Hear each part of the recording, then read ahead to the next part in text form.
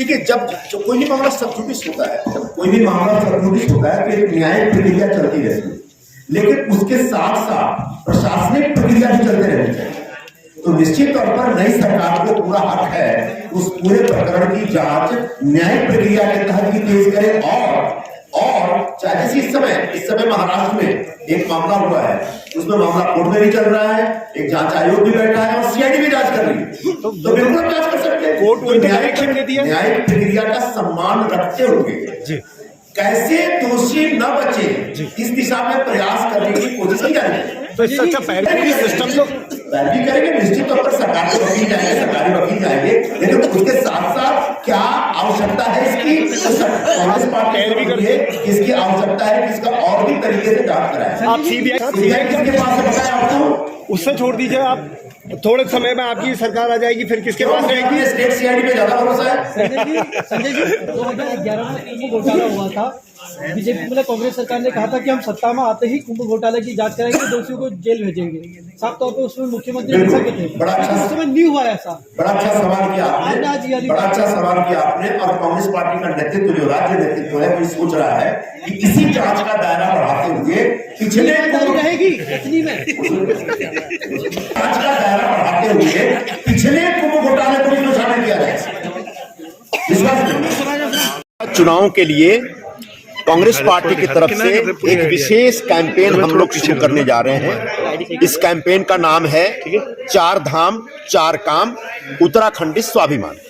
और इसके तहत चारों पवित्र धामों का नमन करते हुए, चारों पवित्र धामों का आशीर्वाद ग्रहण करते हुए हम उत्तराखंड की जनता से ये वचन देते हैं कि उनके 4 काम सरकार में आते ही हम एकदम से तुरंत शुरू करेंगे। मतलब उसको हम प्रायोरिटी पे लेंगे। उसमें पहला काम ये होगा कि लगभग 5 लाख परिवार ऐसे होंगे पूरे उत्तराखंड में जिनको हमने आइडेंटिफाई किया है। उन परिवारों को 40,000 रुपए सालाना एक स्वावलंबन राशि दी जाएगी, जिसके तहत जो एक कोरोना की वजह से या बाकी तमाम तकलीफों की वजह से जो कष्ट में रह रहे हैं, उससे उनको राहत मिल सके। दूसरा मुद्दा ये है कि हम 4 लाख युवाओं को रोजगार देंगे। लगभग इस समय एम्प्लॉयमेंट एक्सचेंज में, राज्य के एम्प्लॉयमेंट एक्सचेंज में लगभग 8 लाख के आसपास नौजवान बेरोजगार रजिस्टर्ड हैं। और उसमें से हमने तत्काल कोशिश की है कि सरकार आते ही 4 लाख नौजवानों को रोजगार देने का प्रयास किया जाएगा, और वो सरकारी गैर सरकारी दोनों सेक्टर में होगा। और तीसरा मुद्दा है गैस का सिलेंडर, जिसको हम रसोई गैस कहते हैं। रसोई गैस का भाव जब डॉक्टर मनमोहन सिंह जी की सरकार जा रही थी, यानी यूपीए की सरकार जब जा रही थी 2014 में, तो पूरे देश को पता है कि उस समय रसोई गैस की कीमत 450 रुपए पर सिलेंडर था। लेकिन आज मोदी जी के राज में पिछले 7 सालों में ये बढ़कर के 1000 के आसपास पूरे देश में हो गया है। 900 से 1000 के बीच में पूरे देश में है, और उत्तराखंड में तो पक्का 1000 रुपए है।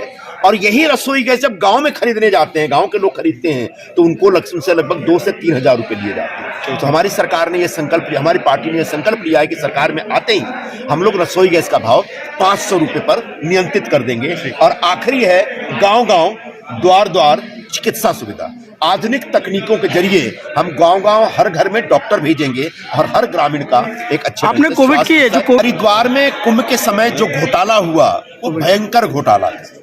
उसको अमानवीयता की किसी भी अमानवीयता की हद थी वो, क्योंकि कोरोना था, कोरोना का दूसरा दौर था, दूसरी लहर थी, और ऐसा था कि नहीं हो तो बेहतर होगा। फिर भी धार्मिक प्रश्न था, हम सबने कहा बिल्कुल होना चाहिए, लेकिन सरकार ने कोविड प्रोटोकॉल के तहत कहा था जितने भक्त आएंगे सबका टेस्ट होना चाहिए। लेकिन 8 से 10 लाख भक्त आए और उनकी टेस्ट की गारंटी दी गई और टेस्ट करने का दावा भी किया गया, और बाद में पता चलता है कि इसमें किसी का टेस्ट हुआ ही नहीं, और उन कंपनियों ने बगैर टेस्ट किए पैसा ले लिया। तो ये जो घोटाला है, इसकी एक पूरी जांच होनी चाहिए। अभी तक जांच पूरी ढंग से नहीं हुई है। जिन लोगों को गिरफ्तार किया गया वो बहुत छोटे से प्यादे हैं।